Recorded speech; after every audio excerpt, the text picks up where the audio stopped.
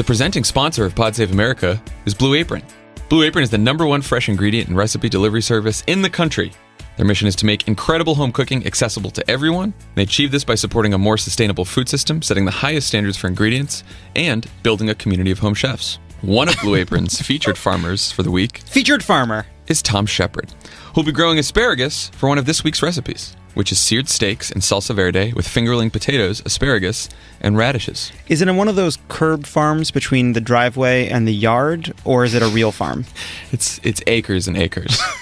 Because Tom's family has been farming in New Jersey since 1688. Wow, they were burning witches when he started farming. For over 14 generations. What's old is new again. This year, his team will harvest thousands of pounds of asparagus by hand for Blue Apron menus. Wonder if it makes your hands smell funny. Not all ingredients are created equal. Fresh, high-quality ingredients make a real difference, so it's important to know where your food comes from. It comes from Tom's farm in New Jersey. It comes from Tom's. Hey, I'm Tom. This is for you. Here's your asparagus. Here's your asparagus. Check out this week's menu and get your first 3 meals free with free shipping by going to blueapron.com/crooked. You'll love how good it feels and tastes to create incredible home-cooked meals with Blue Apron, so don't wait. That's blueapron.com/crooked. Blue Apron is a better way to cook.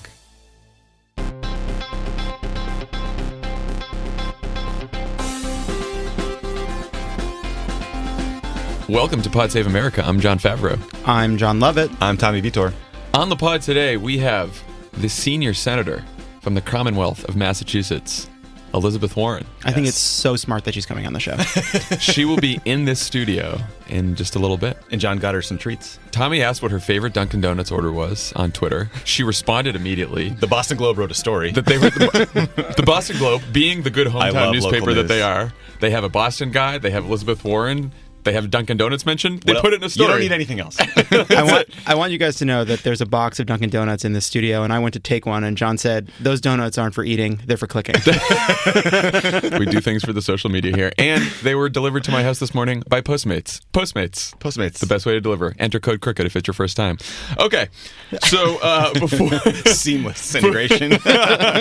Before Senator Warren arrives, everyone, Pod Save the People was on hiatus last week. DeRay is back this week.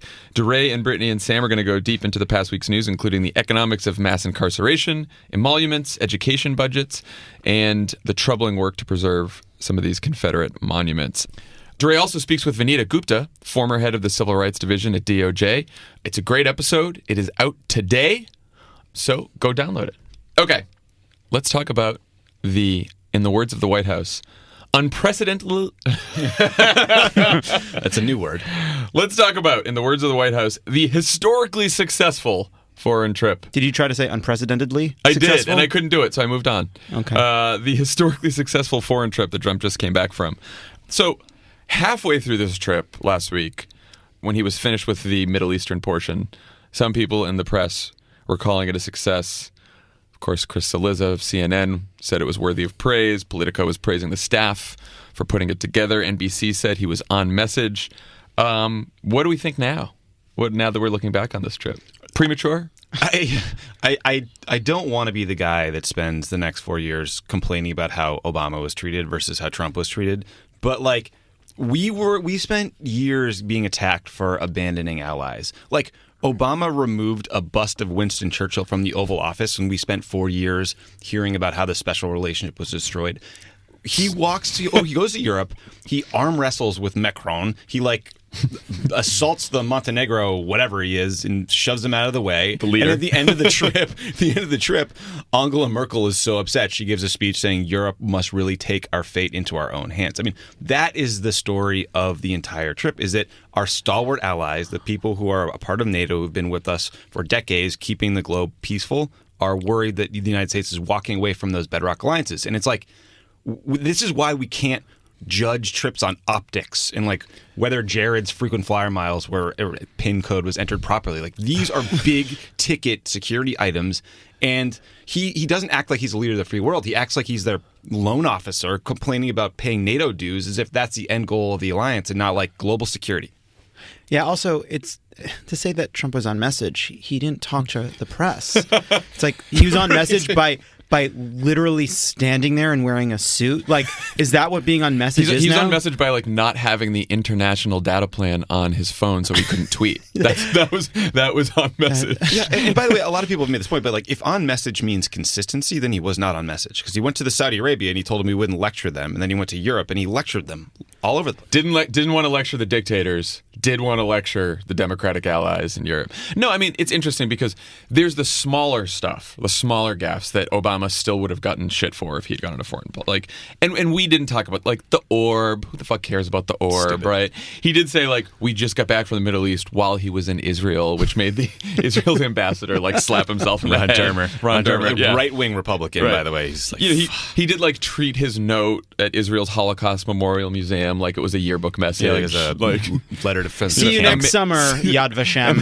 Despicable. Amazing being here, right? Like all of this stuff is small, it's gas. Still, it would have been a whole. But what you just mentioned, Tommy, what he did at NATO, what he did with our European allies, is by any standard of any U.S. president of either party's foreign trip of the last however many years, hugely problematic, right? The existence of NATO is essentially revolves around a provision of it called Article 5, which says if one member of NATO is attacked, we'll come to their collective defense. He refused to publicly reaffirm his commitment to Article 5, which freaked out everybody that has to deal with increasingly, what's the word I'm looking for? Bellicose Russia. Belligerent. Thank you. Belligerent is the word I was looking for. Aggressive. And additionally, he wouldn't recommit to the Paris Climate Accord at the G7, which was a huge break with the rest of the G7. So where's the progress? What's the success? Well, it was interesting. You said the person who was. No, sorry. It was interesting that the one country that was celebrating the foreign trip and Trump's foreign trip was Russia, and Russian TV said that Trump turned NATO into a house of cards. So the fact that on background or behind the scenes, Trump advisors like, no, he'll reaffirm Article 5. First of all, that misses the point. It misses the point because this is one of those places where posture is the most important thing, right? This isn't we are signatories to NATO, right? We are supposed to uphold NATO. The president's not saying it out loud is a very big deal in and of itself, even if his advisors behind the scenes are like, he's an idiot, don't worry about it. Like, Vladimir Putin is looking for these signals. And the craziest part about this is Donald Trump is in Europe. He's being asked to push back against Russia at a time when his administration is being accused in the press day after day of being too sympathetic, of having colluded, of having these very strange meetings over and over again that they lied about on their security clearance forms. His son-in-law is being threatened right now by these stories to expose a kind of crazy relationship that suggests that they're beholden to Russia, and he still wouldn't criticize him. Yeah, he still wouldn't criticize Russia. It's like it's right in front of our faces. Yeah, and your point about posture is really important because there's no principle that is going to enforce NATO if we choose not to come to the collective defense. It's all about your commitment. It's all about your willingness to be there in the toughest time imaginable. And his signal does say to Vladimir Putin that what you did in Crimea is fine. Go after Ukraine. Take all of Ukraine. Take a look at some of those Belarus. Yeah. Look at some of those small Eastern European countries whose capitals you learned in high school. What do we think about Macron there? He has this sort of white knuckled handshake with Donald Trump, and he comments on it later and basically says it wasn't an accident. He says, "quote Donald Trump, the president of Turkey or the president of Russia, are of a mindset of power relations which doesn't bother me. I don't believe in diplomacy of the public invective, but in bilateral dialogues." And so, first of all, the fact that the president of France is lumping in the U.S. president with Erdogan and Putin is very unsettling. And another say he doesn't believe, but not unfair. He doesn't believe in diplomacy by public abuse as well. So it's interesting. Donald Trump, and then Macron stood up at a press conference with Putin and called out RT and Sputnik as propaganda outlets right next to Putin. So talk about criticizing Putin. And Macron recorded a video message to American scientists, engineers, and entrepreneurs saying, if the United States is not going to care about climate change, come to France. We care about it too. The kind of message the U.S. used to send to say we're a beacon of the future. We're a beacon of smart policies and economic opportunity. the thing that's so galling, right, is Trump introduces this childish used car salesman notion of masculinity to the world stage. You push people out of the way, you give them a tight handshake, you pull them in, you pat them on the shoulder. Because again, Donald Trump picked this shit up from 80 self-help books he saw on the shelf. And the thing that, it's the kind of thing where when someone steals your parking space and they're going nuts, the only way you can get it back from them is you have to go a little crazy too. And so Donald Trump introduces Jack Donaghy. That's a loaded observation there. Don't drive with John Lobby. Do not drive with John No. Lobby. But Tommy all and I I'm saying have learned that this you either have to concede or you have to lower yourself to their level to care enough about a parking space to fight over it. And so Donald Trump introduces this nonsense masculinity into fucking handshakes. And Macron's like, all right, if that's the game you want to play, I will squeeze your hand until it hurts and I won't let go of it. And what sucks is we're on his side. Yeah, well, it also sucks that it worked, right? I mean, this is what we're talking about right now and not any bit of substance from these meetings. Well, let's move on to Paris because, Lovett, I know you're going to have thoughts on this. So Axios reported in the middle of the trip that Trump has privately told multiple people, including EPA Administrator Scott Pruitt, that he plans to leave the Paris Agreement sometime this week. Of course, he tweeted during the trip, or someone tweeted for him, because, of course, again, the international data plan was off for him, that he was going to announce this week whether or not he leaves Paris. So he still wants to make it a bit of a reality TV show type game. But it seems like all signs are pointing towards him leaving Paris, which is quite a surprise because we were told that Javanka and globalist Gary and the New York cucks were going to prevent this from happening with their very important influence on all the CEOs on the council and Gary and Jared and Ivanka. They were in the White House. They were participating in this mess because they are going to have a good outcome. They're going to influence a good outcome. So shocking this didn't work. First we of don't all, know yet. We could don't all know be yet. wrong. I could be eating these words by the end of the week. Well, we don't know. A week ago, it looked more promising. Now Trump seems to have spun the other way, or at least somebody inside the administration is floating it to Axios. Who knows what you can take at face value, right? These people are liars, and people take what they say at face value. It's been my position for this whole notion that globalist Gary and Ivanka and Jared were moderating influences. Everything came down to Paris. Everything. And that includes, by the way, the Economic Council and Elon Musk and others who said they're staying in because they want to see if they can make a difference. If he pulls out of Paris, it means that it is hopeless because there has been unanimity on the part of Democrats, on the part of a lot of business leaders that have been trying to influence this administration. If you can't get Republicans him to... too. Lindsey Graham. Well, but notably, they were saying that McConnell and about 20 Senate Republicans sent a letter last week to him telling him to pull out of Paris. Yeah, I mean, I didn't say every Republican, but there are smart Republicans who are saying you should stay in it. But I think the more fundamental point is all these stories about staff shakeups, Mike Dubke, his communications director, getting canned today, apparently because Trump couldn't get over the fact that he said there was no Trump doctrine on foreign policy, and that leaked. Apparently, that's what Dylan Byers just reported. I think staff can influence Trump insofar as you can be the last person to tell him information that pinballs him one way or the other. But I don't think he's an individual that's really susceptible to logic or reason or to good policy discussions. He's a guy who's going to do what he's going to do. He's set in his ways, and you're either a part of this monstrosity or you're not. Well, what's interesting too is it's not just all this staff has been trying to moderate his stance and they've failed. In the Kushner story that we'll talk about soon, that Glenn Thrush and Maggie Haberman wrote over the weekend, there was a paragraph in there that said, Mr. Kushner appears to be modifying his centrist stances. Instead of urging the president to keep the U.S. in the Paris Climate Accord as he sought to months ago, he has come to believe the standards in the agreement need to be changed. So it's not just that they are failing to moderate Trump, that is, he is changing their views. So we don't, again, this is all, who knows what's going on behind the scenes. They are a group of people desperately negotiating even amongst themselves to try to influence a dotty old racist who's in decline and unable to concentrate. I mean, we're in a serious crisis. And one of the parts of this crisis is that Donald Trump is not persuadable. He doesn't have the mental acuity to focus on these questions long enough to come to a logical conclusion. So it's a binary here. If they stay in Paris and they say as part of staying in Paris, we are going to continue to negotiate this. We're going to make adjustments. We're going to push for changes. If that was a way to get this thing over the finish line, I am fine with that. But it's 100%. If they could keep them in, they did a good job. If not, we'll never listen to them again. That's it. I'm done. We have clarity on that. Thank you, Tommy. Thank you. But I just hate this conversation about like Jared, is he good, is he bad? We just sort of skip over the fact that his policy depth is 120 days old, give or take. Right. This is a 36-year-old dilettante who like bought his way into school, who lucked his way into a real estate fortune and a good marriage so far, and has to deal with the horrible stepdad that he works for, not stepdad, father-in-law, who's now his boss. I mean, he's not a real advisor. He's not someone who brings any kind of gravitas or knowledge or experience to the job. He's a kid. It's nepotism. And you know that's what, Steve Bannon gets in there and goes like, listen, I know Jared has your best interest at heart, but you going to listen to this guy? Rightly, and he's right. The penny loafer princeling.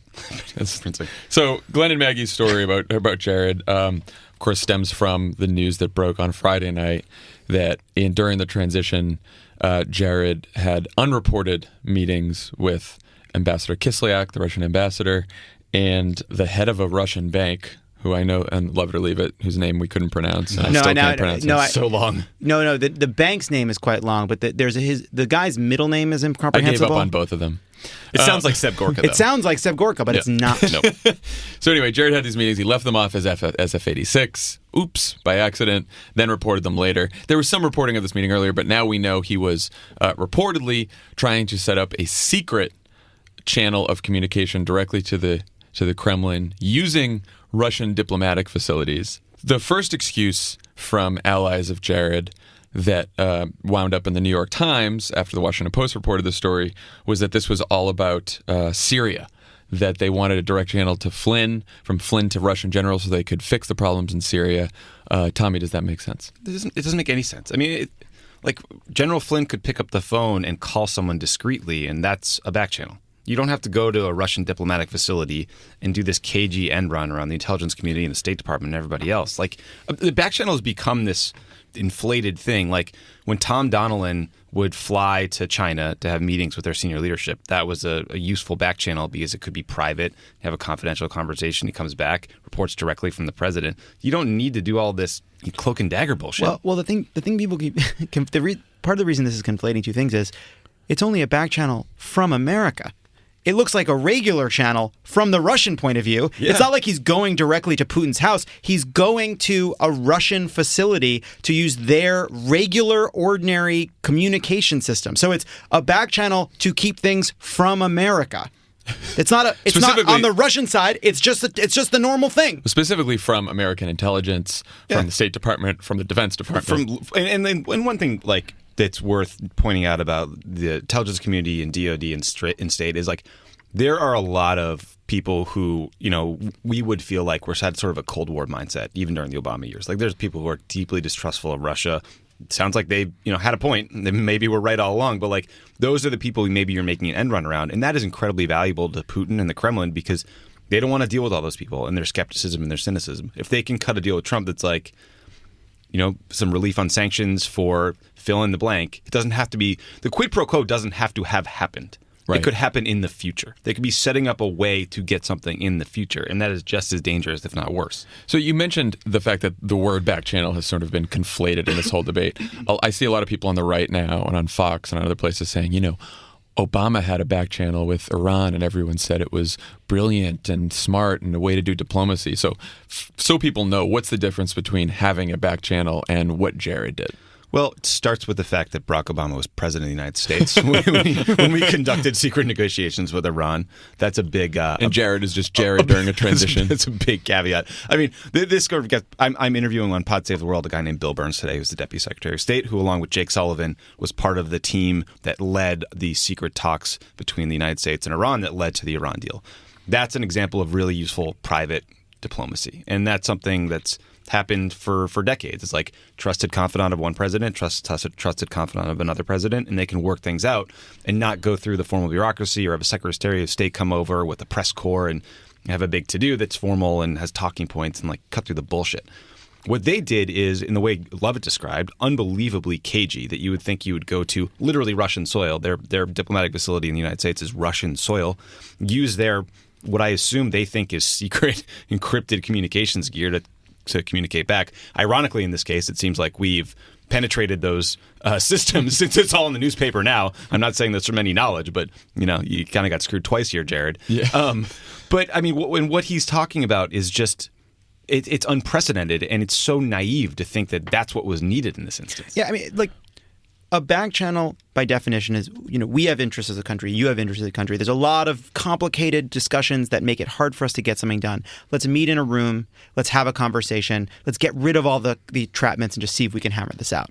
That's not what this is. Yeah, There's right. nothing to do with that. Well, it was also interesting that, okay, if this was really about Flynn and it was about Syria and diplomacy, then why did Jared also meet with a Russian banker with ties to Putin and the Russian spy agency? Who's never done diplomacy before. Who's never done diplomacy. And this is where like the conspiracy is just, it's all sitting out in front of us. Right. There's nothing subtle, nothing secret here. Like real estate kid who needs a lot of money meets with a Putin-backed banker. A lot of this seems like some blatant self-dealing, like some Putin crony who was plucked out of the spy services and established at a bank. I mean, it's all a little too convenient and weird. Well, apparently, and CNN reported this morning that during 2016, U.S. intel heard Russian officials discussing leverage of a financial nature over Trump. What a shock. The thing we've all suspected all along. But isn't it crazy that like all this stuff that we think is the sort of the ultimate conspiracy, and like this, it couldn't be that. I know. That's like Luis Mensch territory, right? But like it's seeming that like a lot of this stuff is coming. I don't know. Is it true? It's you don't want to. It's so awful. You don't want to believe that. You it's have true. to sort of like look at what's happened, and you have to say like, what is an explanation for this that doesn't involve leverage over Donald Trump? And I don't need it to be a dossier about peeing in a fucking bed. It doesn't have to be that. Yeah. It could be something else. It could be something we've not. That would be better. It would honestly better for it to be a sexual picadillo than for it to be financial leverage over many members of the administration. Because at this point, we're looking at Donald Trump has no scruples. He has no values. He's not approaching this from a sense of dignity or shame. He doesn't experience those emotions. And yet here he is, refusing to this day to say a bad word about Russia, giving Russia an open door to do all kinds of things in Europe. And again, like, this is what Putin wants, right? Putin wants this outsized influence on the world stage. The Russian economy is smaller than Italy's, it's smaller than South Korea's, it's smaller than India's, it's smaller than Brazil's. It is an incredibly crucial and important country. It borders like every hotspot around the world, 8 time zones. It does deserve an outsized bit of influence compared to its GDP. But Donald Trump talking about some crazy deal he's going to make in the future as a justification for his light hand with Vladimir Putin doesn't make any sense. None of it makes sense without leverage. I mean, none of it. This is the laziest sort of policy proposal in foreign policies is like, well, I'll create a better personal relationship with this ex-leader, and then we can align on interests. And I think with respect to Russia, they're a petrostate that's dealing with a cratering economy, declining oil prices, and what Putin does is uses fear of another and views the world in zero-sum terms. So if he can cut down the United States or create chaos or make us look diminished in any way, that's a win for him. Can't build Russia up, got to tear the United States down. There you go. There you go. This is Pod Save America. Stick around. There's more great show coming your way. Pod Save America is brought to you by Helix. Night after night, 2 people lay in the same bed. Hating each other. But when it comes time to buy a new mattress, only one gets their way. Until now. Until now, couples could not solve their mattress issues amicably. And now, with Helix Sleep, you can, where you can buy mattresses online, customized for both of you, for hundreds of dollars instead of thousands. Go to helixsleep.com, answer a few simple questions based on 4 key preferences, and the result will be a custom sleep profile used to build you the most comfortable mattress you'll ever sleep on. And the questions aren't even about, like, mattress toughness. They're more like, what kind of food do you like? What are you looking for in a partner? Are you happy? Your mattress will arrive at your door in about a week, and shipping is completely free. And it comes with a new partner. Helix Are you sick of telling a mattress company how you're going to sleep? This mattress pairs you with somebody who wants the same level of thickness in the bedding. It's the Tinder of mattress companies. Helix. Swipe left. We are so far off the rails. Oh my God. Helix customers report a 30% improvement in overall sleep quality. and romantic happiness. Do you think that there are some people who are like, I have this mattress set for both my partner and my mistress? Oh my God. You have 100 nights to try it out, and if you don't love it, they'll pick it up for free and give you a full refund. Is Helix I know where the joke is on that one. Is Helix the one that arrives and explodes out of the box? It does. Cool. It's awesome. Anyway, everyone from GQ Magazine to Forbes are all talking about Helix Sleep. I don't like that they put in other validators. We're telling you to get it. We're the validator. We are the one who knocks. Go to helixsleep.com/crooked and get $50 off your order. You know what we should mention is that Mattis was asked during a hearing, what keeps you up at night? And he said, I am the one. He said, nothing keeps me up at night. I keep other people up at night. Helix mattress. It was a good answer. helixsleep.com/crooked gets you $50 off your first order. That's helixsleep.com/crooked. PodSave America is also brought to you by Betterment. Investing involves risk. Betterment is the largest independent online financial advisor. The service is designed to help improve customers' long-term returns and lower taxes for retirement planning, building wealth, and other financial goals. Betterment takes advanced investment strategies and uses technology to deliver them to more than 250,000 customers. Based on the information you tell Betterment, they make tailored recommendations on decisions like how much to invest, how much risk to take in on your portfolio, and the type of investment account you should have. Everything they do is designed to lower taxes and increase returns. On average, Betterment's tax-coordinated portfolio can increase portfolio value by an estimated 15% over 30 years. We talked to Elizabeth Warren. All these big shots, the deck is stacked in their favor. Get the taxes stacked in your favor. With Betterment. With Betterment. Betterment gives you a clear view of your net worth when you sync your outside accounts, such as bank accounts and other investments. They can show you how much your outside brokerage accounts are costing you in fees and uninvested cash.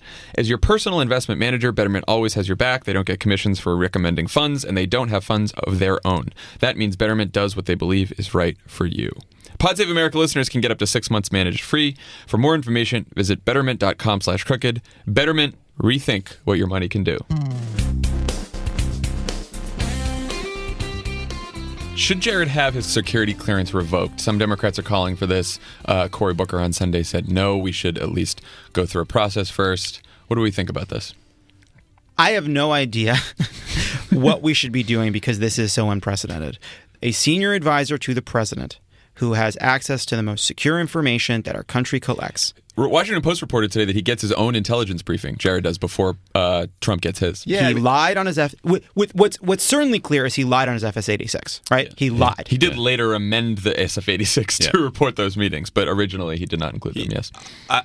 The piece in the Post about how Trump gets his PDB was interesting. The chilling part to me was imagining Jared sitting on that couch as because that's it's one thing to get an intelligence assessment. It's one thing to have a top secret clearance.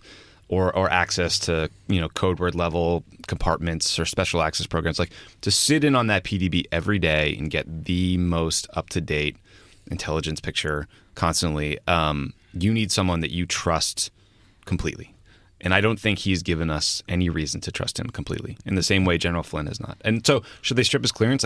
Yes, of course. Of course. He's a little dilettante. He shouldn't be in the goddamn PDB in the first place. He's a 36-year-old real estate punk. Suspend it and then take a fucking look at it. I'm not saying you can't get it back if all this turns out to have been innocent, which is hilarious. Well, but what are we doing here? Let's also remember that... Right, it's a risk question. Over the weekend, since the story broke on Friday, the White House has not refuted the story. Right? No comment from the White House or from Jared's lawyers are saying that it's false. Did you see which is a first for them, actually. Yeah. Did you see that Fox News ran a story without a name? Yeah. One source, no name. Catherine Herridge is too embarrassed to slap her name on it because she's been their stenographer for a long time. It was written by the website itself. It's the emergent consciousness of Fox News Nation. You know what, too?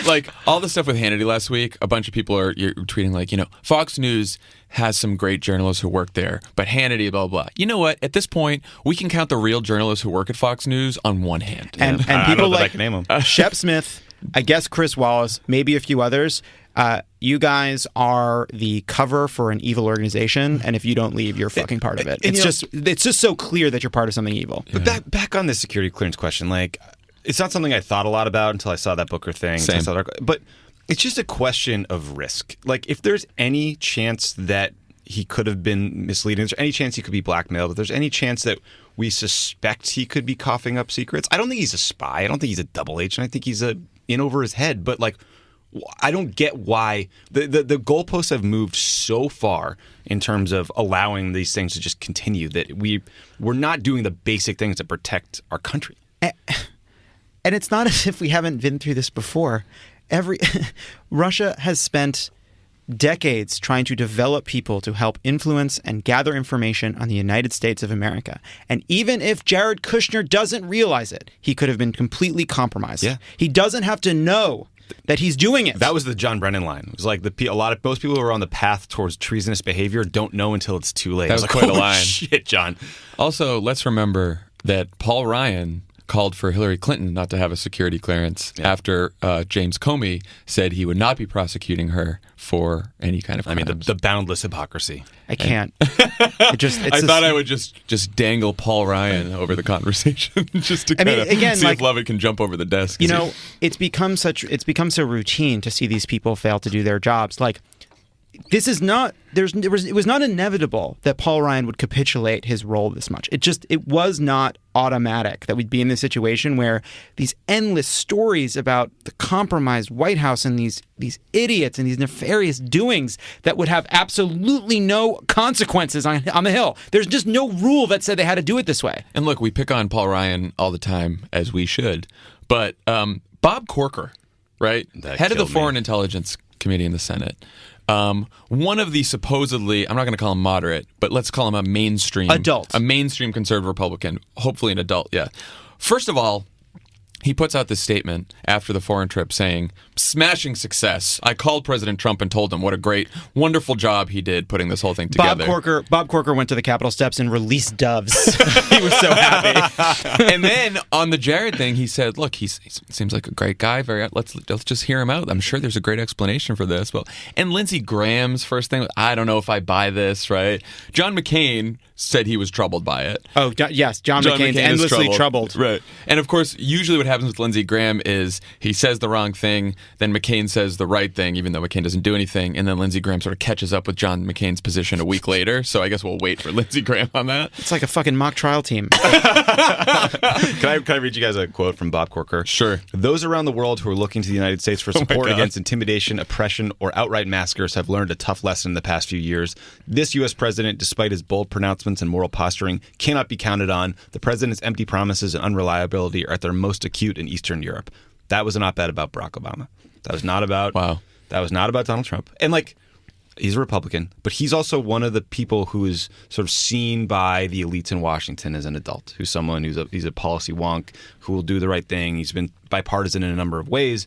And when these people start putting out fawning statements about a foreign trip that was obviously not positive. It was obviously a failure, I think, to anyone who actually looked closely or listened to what Angela Merkel said. For him to do this fawning bullshit like he's Hope Hicks releasing their North Korea propaganda statements is really troubling. And it's like an institution falling down on its face. And I just, you see various versions of the capitulation. You see, obviously, there's the Marco Rubios, I think, who have convinced themselves that they don't say anything publicly, but they're working on the Intelligence Committee behind the scenes. You have Bob Corker, who I do believe is a smart and sophisticated foreign policy person who has sort of a sense of the world and what he hopes to achieve. And yet he, too, now believes that somehow it's in the interest of either himself or his policy goals to kind of do this kind of fawning around Donald Trump, maybe to garner influence. I don't know, but we should also mention that Bob Corker is up for re-election in 2018. And if you listed the Senate Republicans who are vulnerable, it would of course be Dean Heller, then Jeff Flake, and then Corker and Cruz would be the next two. But they're not vulnerable, but those are the next two on the list. But these are people taking different tacks to what it means to be up for re-election. I don't understand why being up for re-election, even in Tennessee, would lend to this kind of fawning praise. It doesn't actually flow from where his popularity is at. I'm sure Trump's popularity in Tennessee is like through the roof. I mean, some of them are going to make calculations that the best way to win re-election is to make sure you do not lose one fucking base voter. And that might be Corker's calculation there. Or maybe he's just lost it. I don't know. Speaking of elections, let's talk about Montana really quickly. The guy who body slammed the reporter won the election, Gianforte. Mm-hmm. He's going to the House. Wonderful addition. Rob Quist lost. Matt Taibbi wrote a piece in Rolling Stone that I thought was interesting called "The Democrats Need a New Message." And basically, the conceit of the piece is, why do Democrats keep losing to spectacularly awful candidates like Gianforte and Trump? Now, look, I sort of thought that Matt's diagnosis of the problem was a little off, just because I don't think Montana necessarily fits with this thesis. I think one of the reasons we lost in Montana is Republican candidates have won in Montana that congressional seat by like 20 points. Just in 2016, it was a 20-point victory. Trump had a 20-point victory. Trump has a super high approval rating in Montana, so it's very hard. And Quist cut it down to like a 6-7 point race. Great, but he does say some things that I think are interesting to think about. He talks about the deplorables comment from Hillary Clinton back in 2016. And he said, the deplorables comment is an example of how the Democratic Party has, quote, surrendered to a negativistic vision of a hopelessly divided country. And he said, Republicans are worse, but just because, quote, Republicans win using deeply cynical and divisive strategies doesn't mean it's the right or smart thing to do. And basically says that Democrats can't just go into elections trying to attack, and tear down a Republican opponent and tell everyone how fucking awful that Republican is, that we need to start pushing through a positive, message. What do you guys think of that? Yeah, I think, sorry. No, I was talking to Matt McKenna, who was a Bill Clinton staffer for a long time, friend of the pod. He's also from Montana. He's worked for Montana politicians. He did some work on this race. He would argue that their message was healthcare and public lands, and that would have been the message for any candidate. Yep. He would also point out that they had a budget, and then they raised like $6 million in the last month when voting started. So I do think it's drawing a broad brush from this race to any number of others is probably dangerous. There is appropriate caution here. Like, you also mentioned the Nina Turner comment about no one in Ohio cares about Russia. We don't want to go down the rabbit hole too far. Like, politics is about helping people. It's about healthcare. It's about economics. But I also don't want to overcorrect the wrong way. Like, we're not TV executives trying to water down our message and talk about the thing that will appeal to the most people. Like, some stuff just matters. And I think whether it matters to people right now or not, it matters. Figuring out if the president of the United States lied to the country matters. Figuring out if there's collusion between his team and a foreign country matters. And the fact that they're blocking that effort to figure it out matters. And guess what else didn't matter to the American people until it was repeated to them a million times? The Benghazi attacks, right? That is an issue. Obama bowing. Like, there's right-wing apparatuses that create issues out of nothing. I don't think we should do that. I do think we need to have a positive message. We have to talk about the things that really matter. But, I don't want to take our eye off the ball of some of the things we talked about earlier in the show, because those matter to me, and I think they should matter to everybody.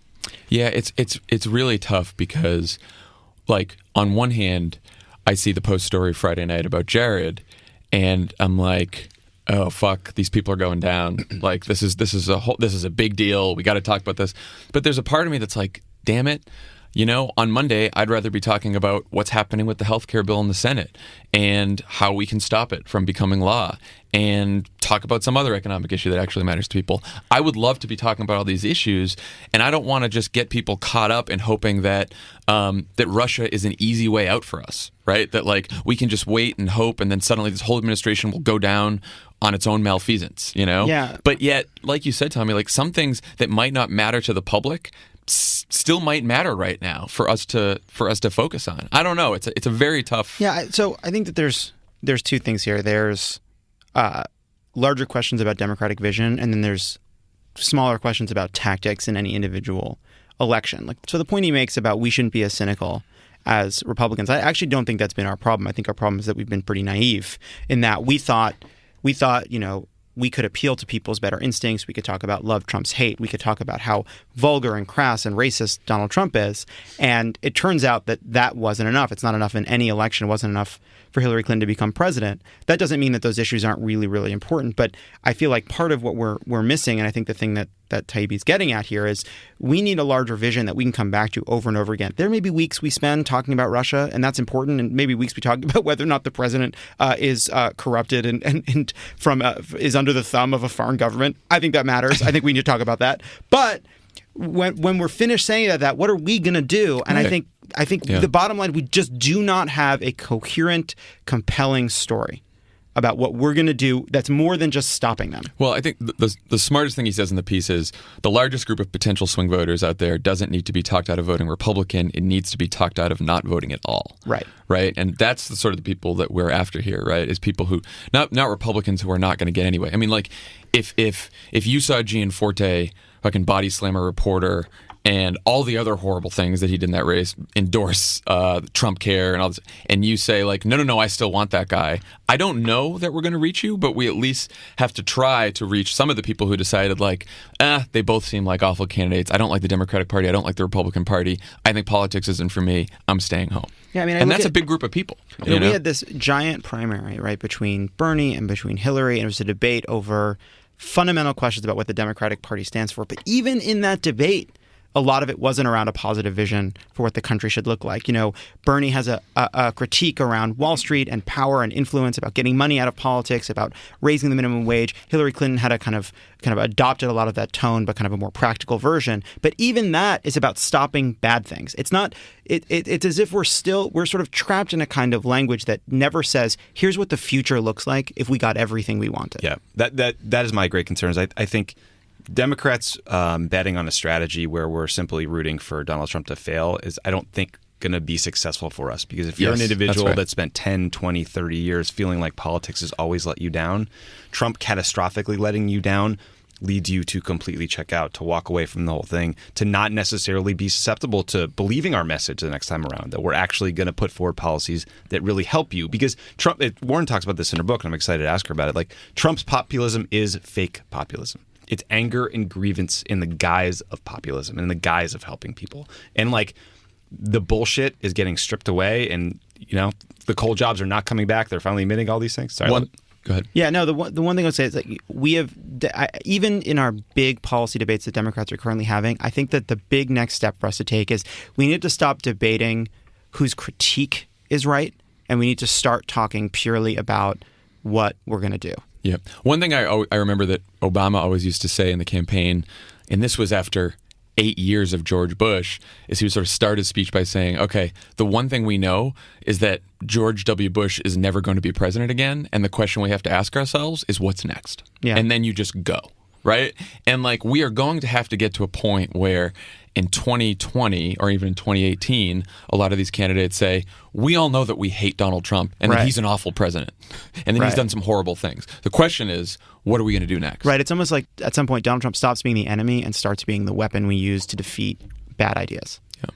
Okay. We will talk more about this and a whole bunch of other issues when we come back with Senator Elizabeth Warren. This is Pod Save America. Stick around. There's this great stuff coming. Lots of great stuff. Pod Save America is brought to you by Lyft. When you drive for the right ride-sharing app, every trip can feel like a walk in the park. With Lyft, you can pick your own hours and work whenever you want. Lyft can make driving the best job in the world. It's so interesting that they're no longer advertising to our listeners as riders, as drivers. They want both. They want both. You can make some extra money. Only Lyft offers in-app tipping. When you drive for Lyft, you keep 100% of the tips. Drivers have been paid over $150 million in tips since the feature was introduced. Express Pay lets drivers get paid almost instantly instead of waiting for weeks. Lyft has even taken the guesswork out of pickups. The new AMP device uses color coding to help passengers find their drivers. You can earn hundreds of dollars a week plus tips. You want to make money? Drive more? It's never been easier to give yourself a raise. It's a simple formula. Happy drivers mean happy passengers, and that's why 9 out of 10 Lyft rides get a perfect 5-star rating. So join the ride-sharing company that believes in treating its people better. Go to lyft.com/crooked today, and you can get a $500 new driver bonus. That's lyft.com/crooked. Limited time only. Terms apply. Maybe I'll do that sometimes. I think Lovett is going to become a Lyft driver. We just learned. I got to get my fender bender thing fixed because people do not find it reassuring that the car is scraped on one side. But again, it wasn't my fault. It was that lady's fault. Did Lovett make the morning meeting? He did not. He was finishing his Lyft route. I had to go to LAX.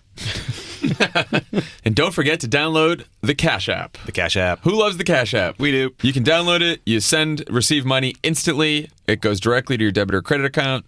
It's great. We love it here. There's nothing else to say about it. We're pushing everybody over to the Cash App. We're done with the other ones. We use the Cash App. Just use it. Download it today. Start sending money. Or better yet, receiving money. It's better than the other ones. The Cash App. On the pod today, in studio, we are very lucky to have the senior senator from the Commonwealth of Massachusetts, Elizabeth Warren. Oh, I'm tickled to be here. Thanks for coming. Oh, are you kidding? You offered donuts? I'm here.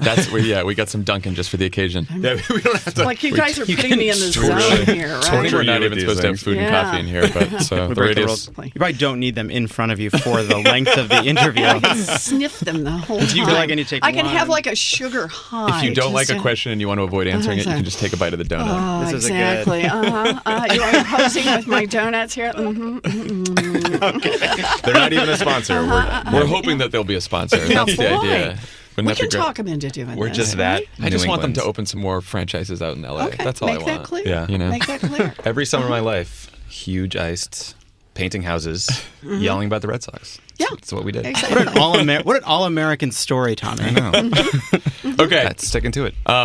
So you recently said in an interview that Hillary Clinton in 2016 didn't win a lot of working and middle class voters because Democrats didn't make the case. Yeah. And you said that it wasn't just her, it was all of us. We all failed in a way. So if you were campaigning with a candidate today or in 2018, what would you say differently? What case would you make that was a better case than what we did in 2016? It's a good way to put it. I think the thing I do now, like, can we do this just as go forward? Yeah. It doesn't have to be. Forget what we about looking should have done back. then. Yeah, How I'm do we not do it into better looking now? back. Yeah, because I think that's the real question. And for me, it's like, what are the biggest differences between us and them? Not what are the things we all agree on. It really is. So what are the big differences? And man, the Republicans have made that so clear with health care. Yeah. Holy guacamole, are you kidding me? Not a great bill. Yeah. Well, not only not a great bill. I mean, it's like Republicans distilled in this. It's like the central essence. So they say, hey, here's what we're going to do. Here's how we're going to fix healthcare. Knock 24 million people off their healthcare coverage in order to create tax breaks for a handful of millionaires and billionaires. Drive up costs for middle-class families, for working families, for people over 50, so that we can give tax breaks to a handful of millionaires and billionaires. Oh, and just in case, because that wasn't enough to make it through the House the first time, I know, let's make it so that you can charge people who have pre-existing conditions a lot more, knock them off insurance, people with mental health issues, people with substance abuse, so that we can give tax breaks to a handful of millionaires and billionaires.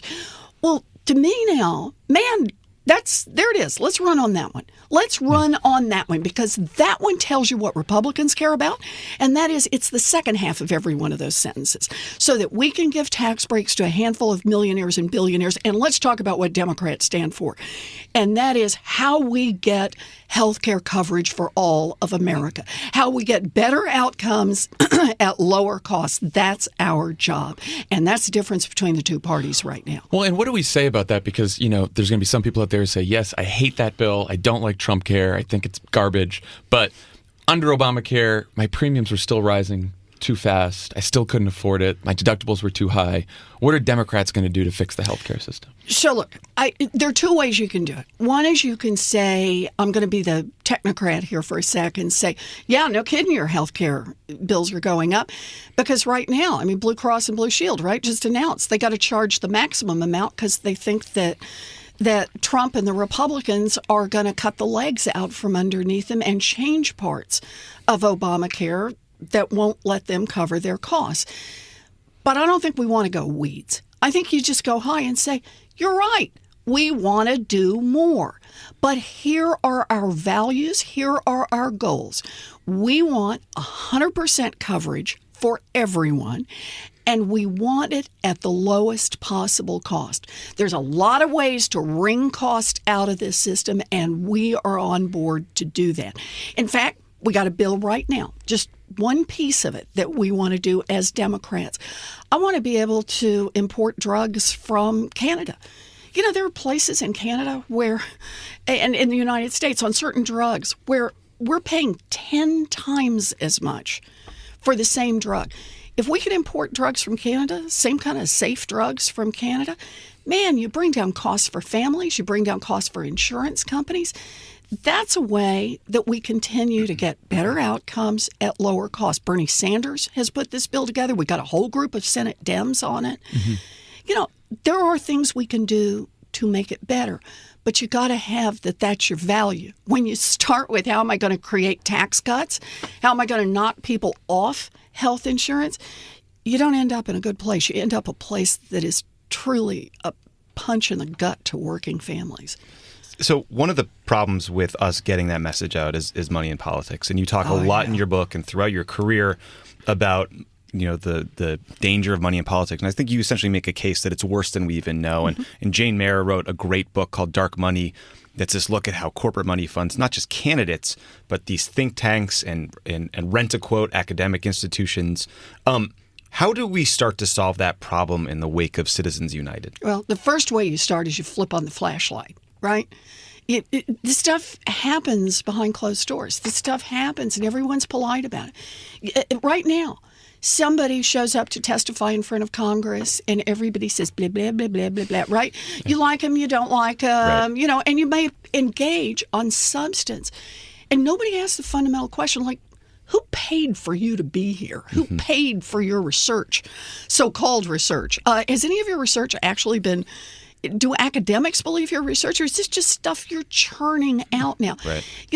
I tell the story in the book. I talk about asking a question about one of the experts who came in front of us, who was talking about a whole thing about whether or not your investment advisor ought to be able to recommend products. Are you ready for this? That improve the economic well-being of the investment advisor, or whether or not they ought to have to put the customer's interests first. And this guy purports, this expert, and he has these fabulous credentials from a fabulous think tank. And he purports to say that, his research shows that if they're not allowed to take kickbacks, that this could cost the American people $1 bazillion. And there was just this funny little bottom, little half a footnote kind of thing on where that work had been done. And I start pulling this thread. And it turns out that one of the actors in the industry that stood to lose a lot of money had paid for this study and had pre-reviewed the study and had some kind of input into it. And then they had used the name of the think tank to just... he had attached himself to that, and it all looked like it was straight up research. And I use that just as an example in the book of the insidious ways that money floats through. But here's one of the points I actually make in the book, is that when I called him out on it, there were a lot of folks in Washington who thought I somehow was the one who was out of line, that it was the,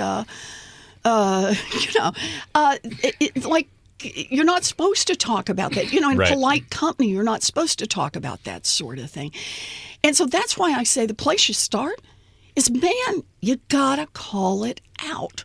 That's the first place, not the last place, but it's the starting point.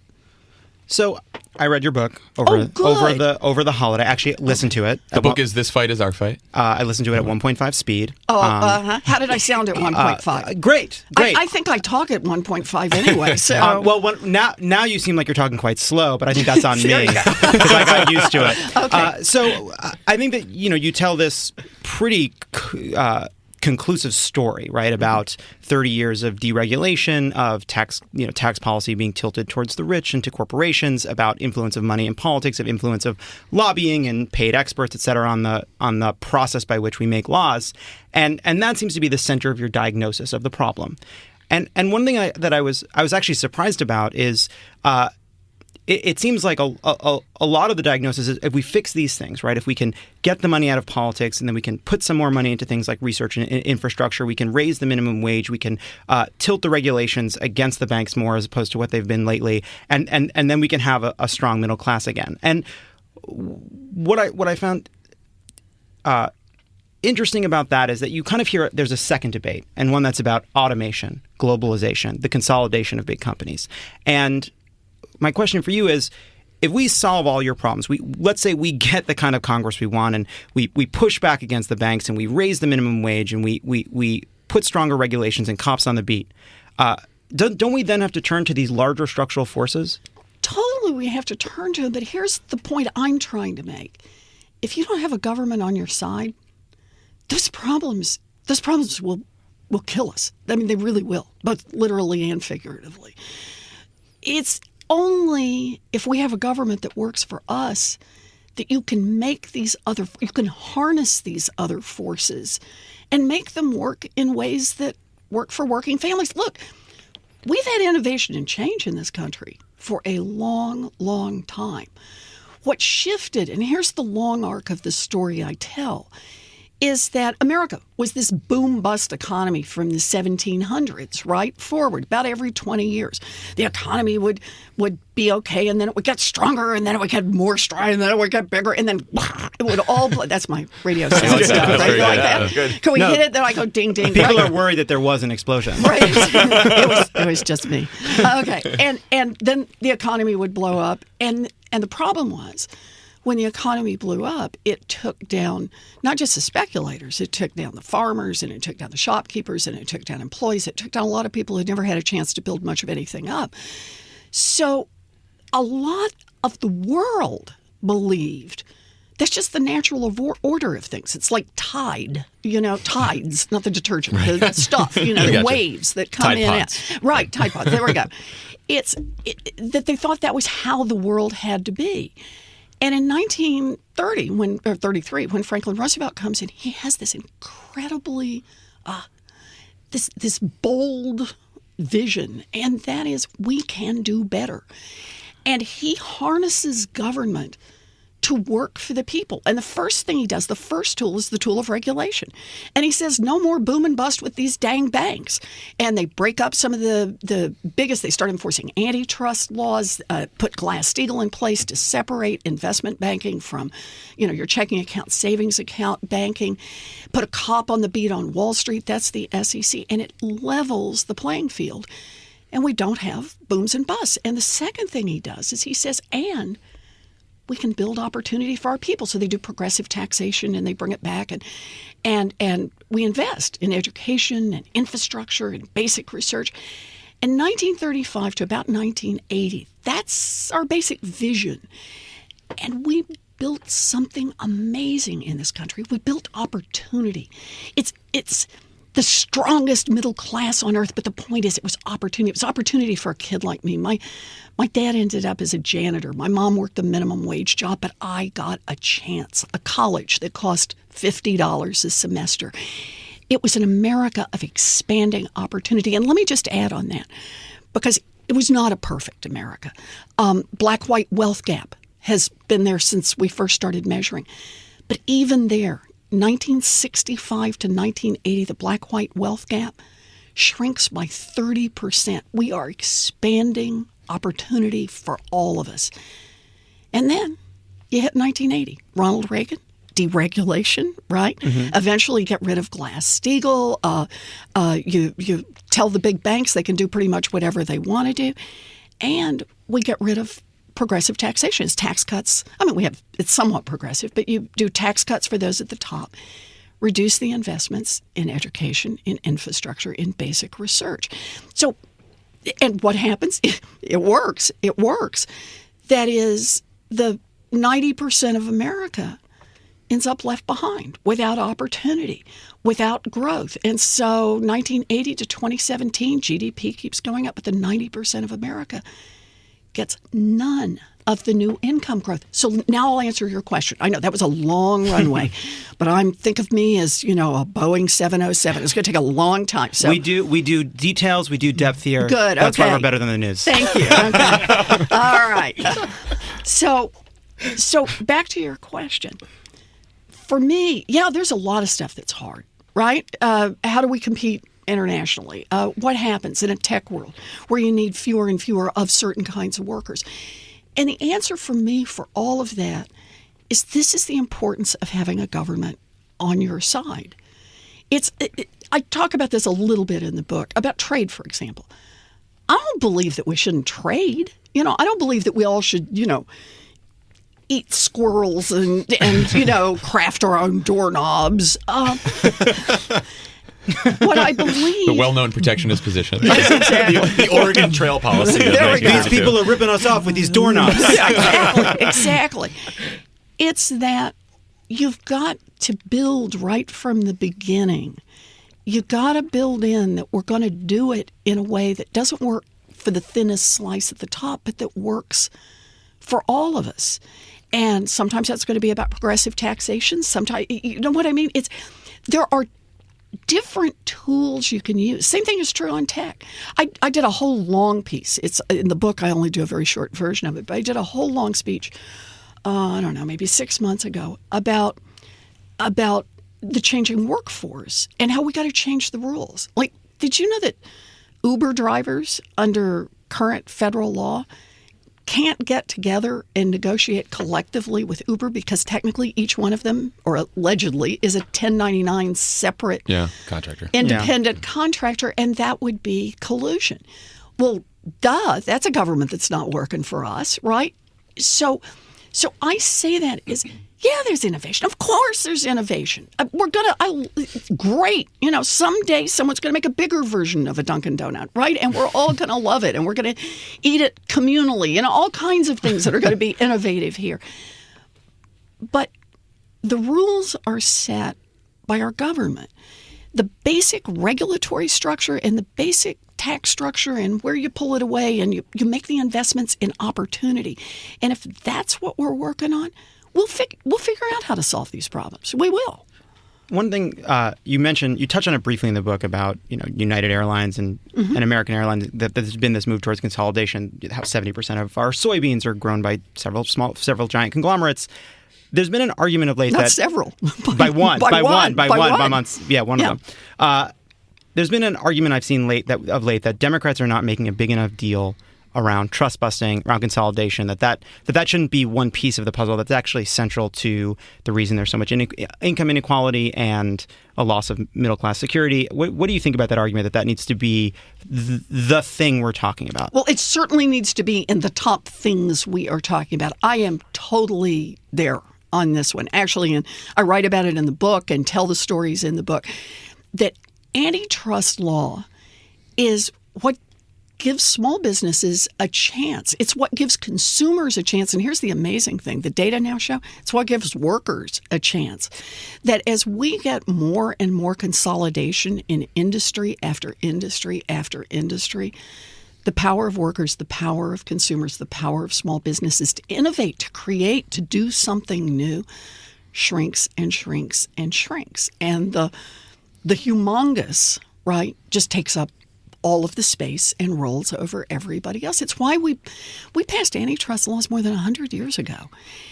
But how much they're enforced, very much there's been ebb and flow to that. And it's been a lot of ebbing over the last 30 or so years. You've seen Democrats be willing to say, I'm against this merger, but I feel like there's a timidity. Like, I don't see a lot of Democrats out there saying we need to break up the cable companies, we need to break up the airlines, we need to break up the big agriculture businesses. Do you think that's the next step we need to start taking? Yeah, I do. I think we need to talk about that. And like, as you rightly say, in the book, I give a lot of examples of this. We've got to be more willing to say, wait a minute, what's happening in America? There are 3 drugstore chains now, 3 in all of America, and they have 99% of all drugstores in America. Think about that. Yeah. And here's the deal. 2 of them are about to merge. So we're going to go from 3 down to 2. And the people who are supposed to be acting on behalf of the rest of us, the regulators, the Department of Justice that's supposed to look at that, has just been incredibly soft on this. Has been their merger approval policy. So we talk a lot on this podcast about the sort of lingering divide in the Democratic Party. 2016, you didn't endorse a candidate in the primary. You then endorsed and campaigned with Hillary Clinton. When you did that, you still got some flack on the left. Some supporters called you sellout, all that kind of stuff. I don't think there's any member of the Senate or the Democratic Party more aligned with Bernie's philosophy, views, style of politics. Are you worried at all about sort of purity tests in the party going forward, or this divide, or how do you see that moving forward? So I see this as a moment of such energy. Mm-hmm. And let's face it, the energy is in progressive politics right now, and it's in progressive issues and progressive ideas. And here actually is a great example of that. Back before the election, before we even got into the primaries, there were 5 of us in the Democratic caucus who signed on to a bill to raise the minimum wage to 15. Now, okay, we didn't get it passed, but the point is 5 out of 100, or if you want to just do it on the Democratic side, right, 5 out of whatever we had at that point, 50, 48. Yeah. It shrinks all the time. It's hard to keep track. Yes, I know. Come on. That's not funny. That's not funny. But now we just reintroduced that bill, and we're up in the 30s. Yeah. Think about that. Okay, 30s is not the majority, but man, that's a pretty good climb in a period of time. And the way I see that is that's the energy. We've put those ideas out there. All of America heard Hillary and Bernie debating minimum wage.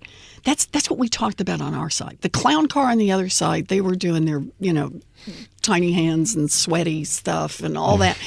And we were debating things like minimum wage, right? And the best way to approach it. And now we've got 30 plus senators saying, hey, that is now enough that I'll go home in my home state and say, yeah, that's what I'm going to be for. That's what I stand for. And that's how you make change. That's where the energy of our party is. I'm sorry, I just want to ask one follow-up on the minimum wage question. Sure. Because one thing that goes separate from wages is reliable work hours. You talked about it a little bit. Yes. I've seen a lot of people starting to talk about this problem. Is there an answer for how you get the companies? It seems like it's a more subtle issue, right? Predictable work hours for people that are on sort of wage jobs. Right. So I'm glad you raised this. One of the things I talked about in the book, because I try to draw the contrast between these two time periods when basically government was about building opportunity and working for working families, and then when government, 1984, it became something that worked for those at the top. I mean, that those are the two shifts over time. But I talk about my mom, that my dad had had a heart attack, is out of work for a long period of time. We had been a paycheck-to-paycheck family, and boy, without the paycheck, man, it got rugged out there, and we lose the family station wagon, and we are about to lose our home. When my mom puts on her best dress and her high heels and her lipstick, and she walks to the Sears and gets a minimum wage job. And that minimum wage job saved our home and saved our family. And it's an opening scene for me in the book, because it's such a moment to realize that story is about how hard my mom worked, but it was also about an America that had set the minimum wage at a place where a family of 3 could survive on a full-time minimum wage job. So I talk about the importance of the difference between a 7 1/4, and being up if we were at 15.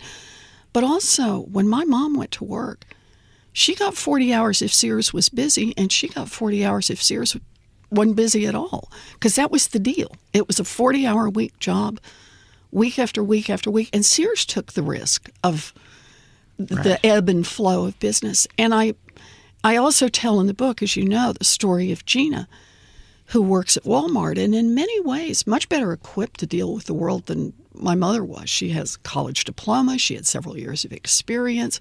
She manages a department an area at Walmart, and yet fights every day. It's not just her paycheck, her hourly, it's getting the hours. And how her manager, in her view, uses hours as a way to punish and reward and keep workers in line. And how this has become not just an economic issue in the sense of, can you get enough hours to be able to make your house payment or your car payment or your apartment payment and put food on the table. But how do you go back to school and how do you go to community college and upgrade your skills? How do you deal with childcare when you don't know one week to the next whether you're working on Tuesdays and Thursdays or Mondays and Wednesdays? And this has been a real shift of risk from what used to be the company that was better able to absorb it and had more resources to absorb it, off to the workers and just say, man, you're out at the end of the string, and the manager will pull when the manager feels like pulling, and you have to be there. So I have a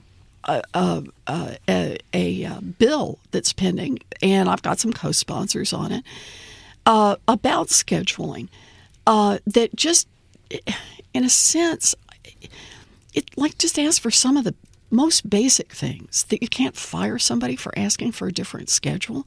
I mean, it just tells you where we are right now in America, that's the kind of stuff you've got to look for. Or that you when someone asks for a schedule so that they can go back to school and it would have no impact on your business, you got to make it a priority to give it to them.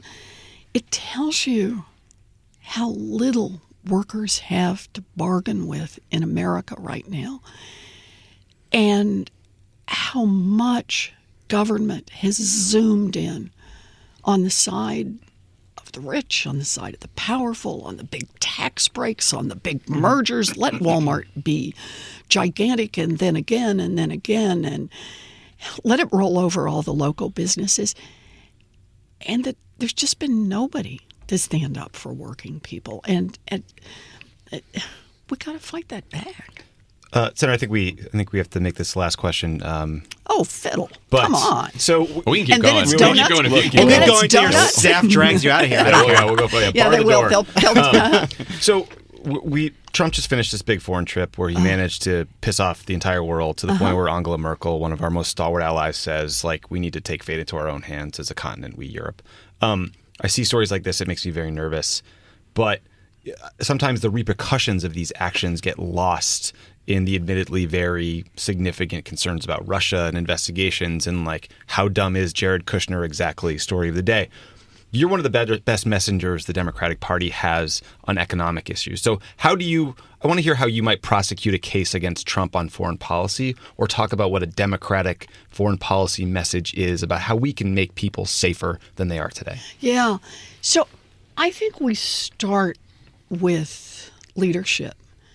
And that means leadership of our country, but it also means America's leadership role in the world.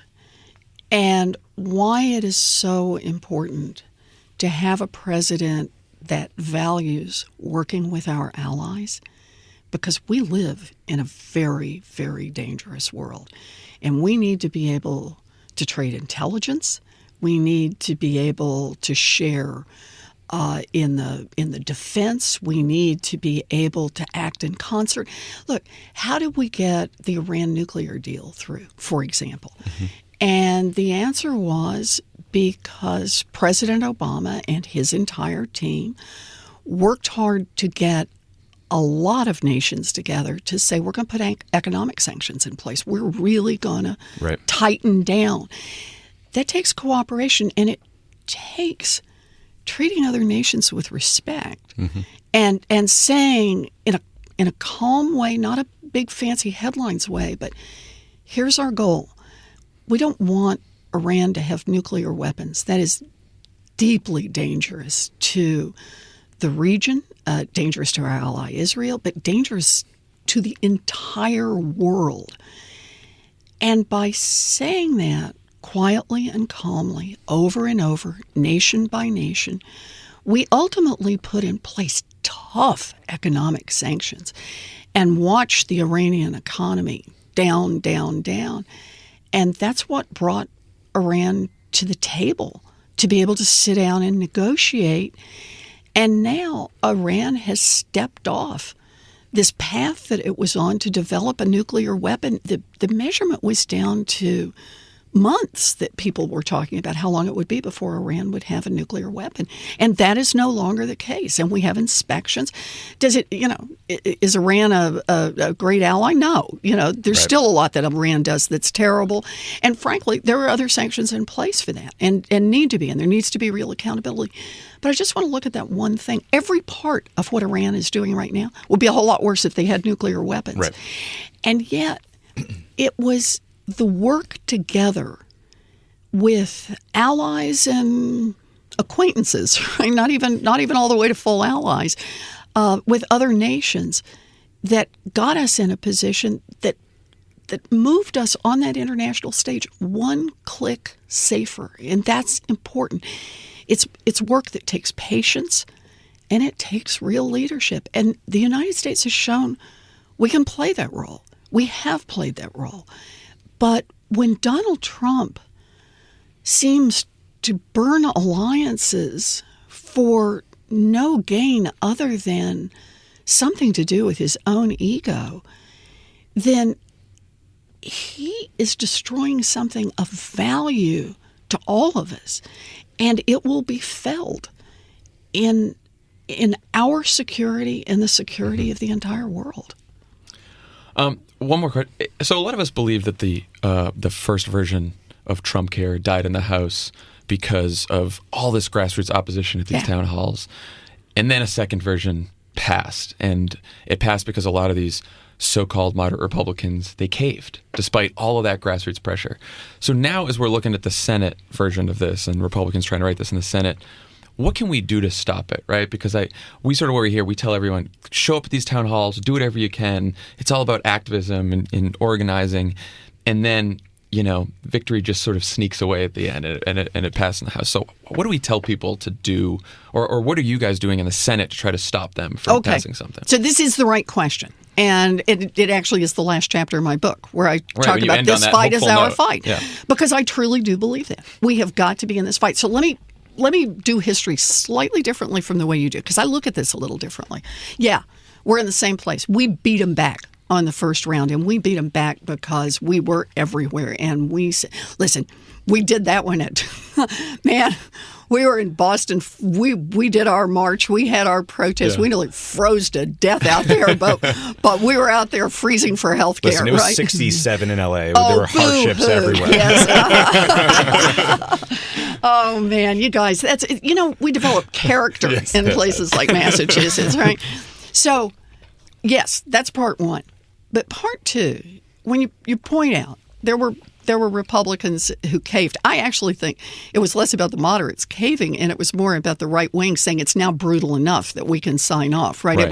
It was not ugly enough in version 1, so the 2.0 made it even worse. But here's the deal. You notice they passed that thing and then ran for the hills. Right. They didn't wait for a CBO score. They didn't want any public debate. They wanted no headlines.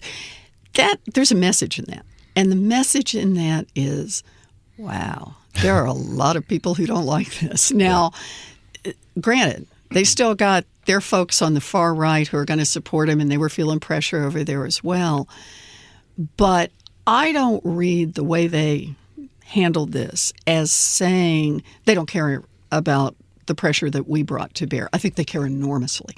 And they're just hoping to get under the radar screen and that something else will explode and no one will pay attention to them. And they've all got their eyeballs focused on what's going to happen to them in 2018. And I got to tell you, we got to have our eyeballs focused on what happens to them in 2018. But right now in the Senate, you better believe that it matters. Those phone calls, those emails, those tweets, those protests, that's showing up at office hours, taking pictures. Where is my senator? Just firsthand, I just want to say this.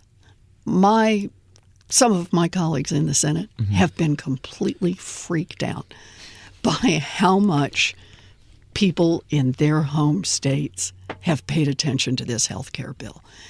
And, it's going to be a big fight, but that's our only chance. We got all the Democrats. We're sticking together. We got 48 of us on our side. We got to peel off some Republicans who get really nervous. And the only way they're going to be really, really nervous is if there are people who are engaged all the way.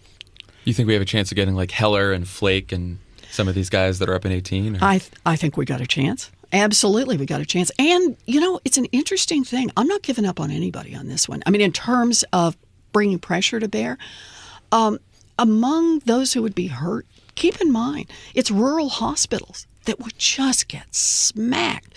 And these senators, they're senator for the whole state and supposed to be there for their whole state. So I think there's a lot of pressure to bear. Cancer doesn't ask if you're a Republican or a Democrat. Strokes and heart attacks and babies born with holes in their hearts. Having a parent in a nursing home and not being able to pay for it. It's not a party affiliation. This is about what it means to be a human being. And this is where I think America has changed even over the last 8 or 9 years. Yeah, there's been a lot of fighting about the Affordable Care Act, and yeah, there are things we need to do better in it, and I'm all for that. But the bottom line is health care is a basic human right. And I think here in America, we've come to see that. And I think this is a big part of what Democrats stand for today, is health care is a basic human right. We're all working for what are the best ways to get everybody covered and to do it at the lowest possible cost. And there's a lot we can do. There's a lot we should do. But the bottom line is that's where we're aiming. The Republicans, they think it's all still about tax breaks. Yeah. Yep, for the rich and the powerful. Well, we'll keep fighting. You bet we will. Senator, thank you so much for joining us. Your book is This Fight is Our Fight. Everyone go grab it. It's a great book, and we appreciate you coming by. Oh, thank you. And eat a donut while you read it. Take care. All right. Thanks.